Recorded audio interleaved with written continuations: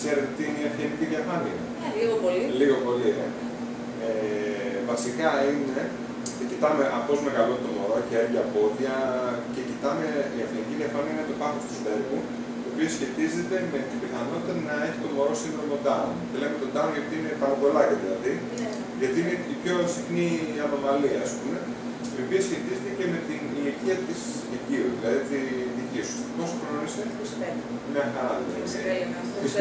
Ναι, δηλαδή μια γυναίκα στα 19 έχει πιθανότητα 1 στα 1000 περίπου, στα 42 έχει 1 στα 8, στα 25 είναι 1 στα 700 κάτι τέτοιο. Θα κάνεις μετά και το παπέι και ωραία, και αυτό επίσης πάλι το ίδιο θέμα για το ίδιο σκοπό.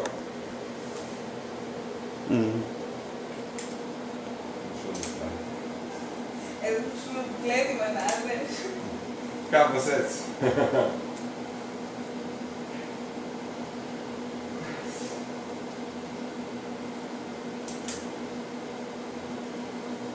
Είναι εξαιρετικά συγκινητική στιγμή τώρα. Βέβαια. Πολύ είναι όλο. Εφόσον δεν έχει ξανακάνει και υπέροχο κιόλας, σίγουρα. Είδατε πως, δηλαδή, είναι, αυτό που ήθελα να σας πω, είναι ότι το μωρό είναι σχηματισμένο εντελώς. Δηλαδή όλα του τα όργανα έχουν σχηματιστεί.